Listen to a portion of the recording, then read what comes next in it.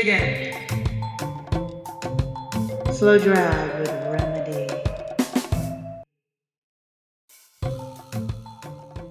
Catching part of a conversation as you wait in a train terminal, or as you sit at a table in a crowded restaurant, or stand in line at the grocery store.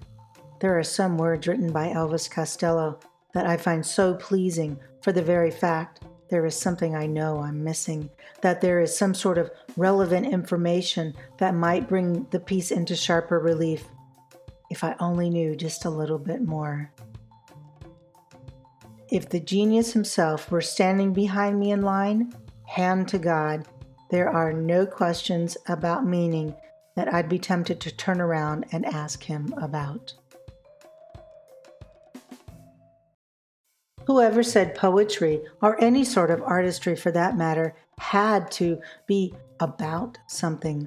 Literal and figurative, simile and metaphor, words placed in a pleasing manner that just so happen to challenge our curiosity is part of what keeps the images and stories alive. Yes, the music, the voice, I simply cannot live without them. But like I've said, it's the words, eloquent, tender, and opaque, that I love the most. I love the puzzle pieces that his words connect but don't always seem to fit together.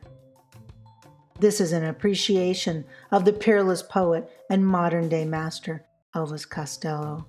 Thank you for listening. Please subscribe and tell your friends about this passion project. Today's slow drag is with Joe Porterhouse from Goodbye Cruel World, released in 1984. The songwriting credit goes to Elvis Costello, as do all of the songs that we do a slow drag with until they run out.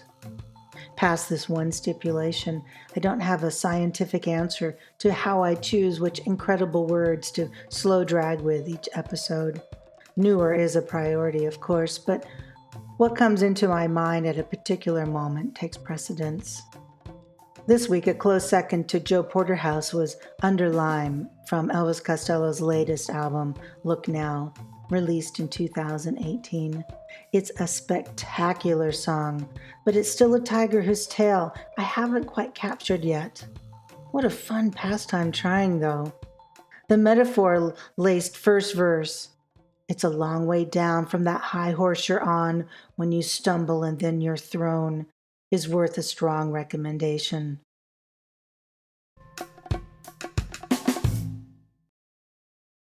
Joe Porterhouse is a familiar yet inscrutable piece with all the compelling elements we've grown accustomed to. Beautiful imagery, a story we're not quite sure about, and words that can break your heart without even lifting a finger.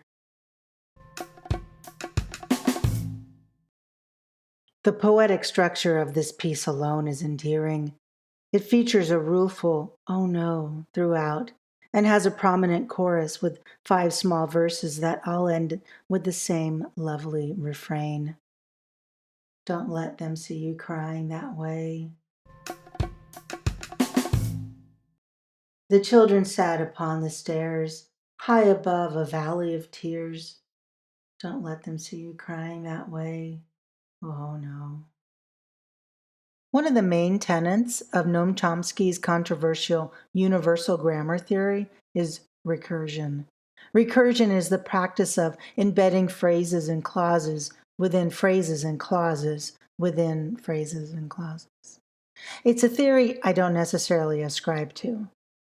And Chomsky's silly definition of recursion has nothing on Elvis Costello's ability to embed meaning into meaning into meaning.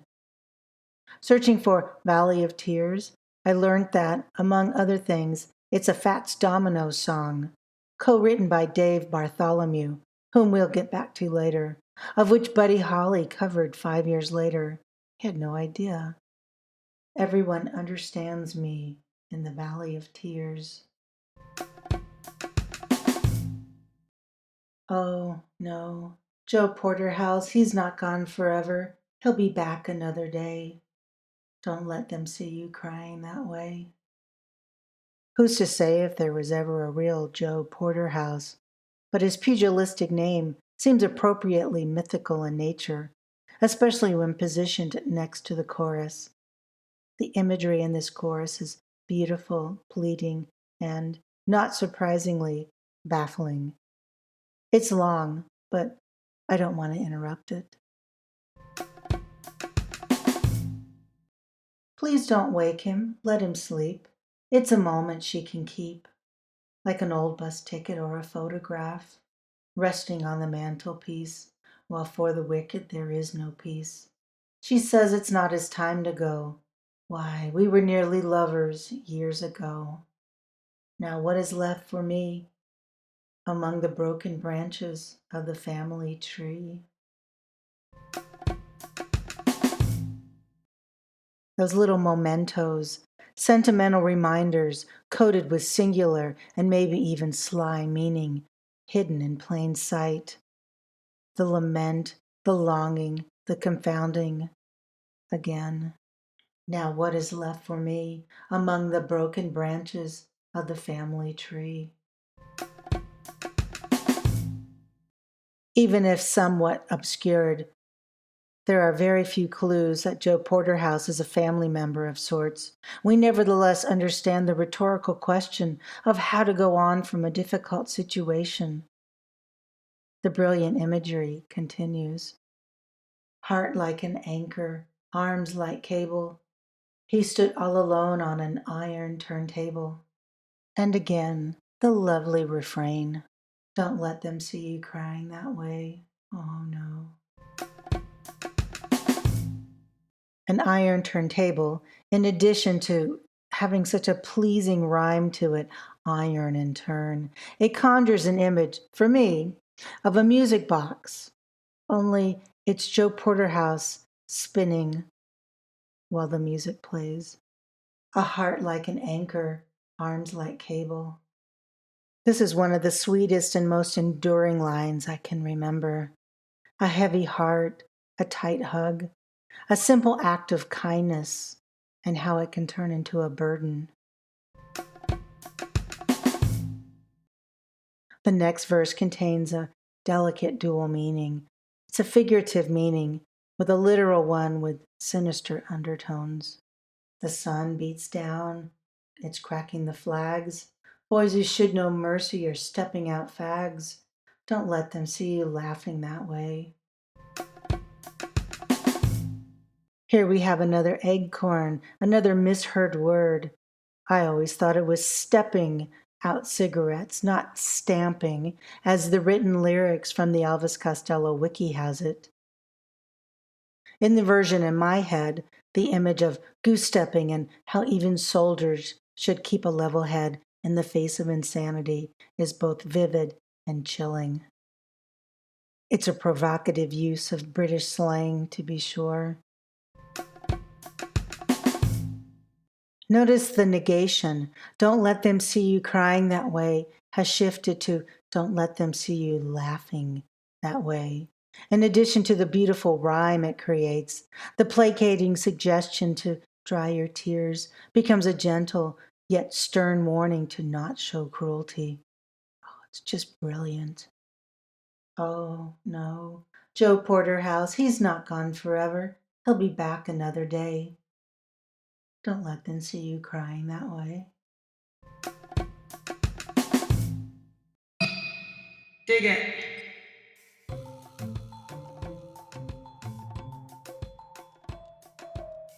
Again, this has been a slow drag through Joe Porterhouse from 1984's Goodbye Cruel World.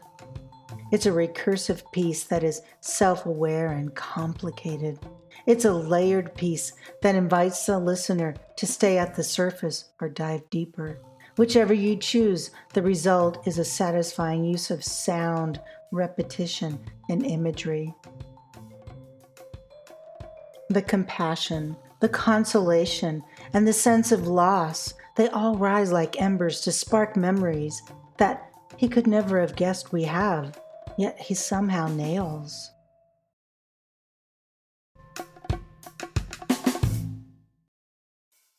Thank you so much for finding this appreciation of Elvis Costello's poetry and for listening all the way to the end.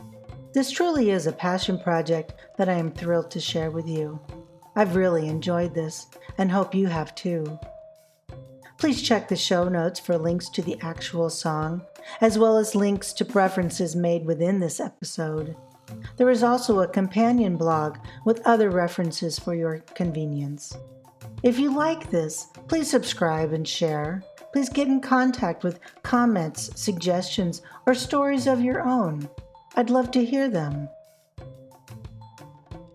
So, until next time, adieu, my little ballyhoo.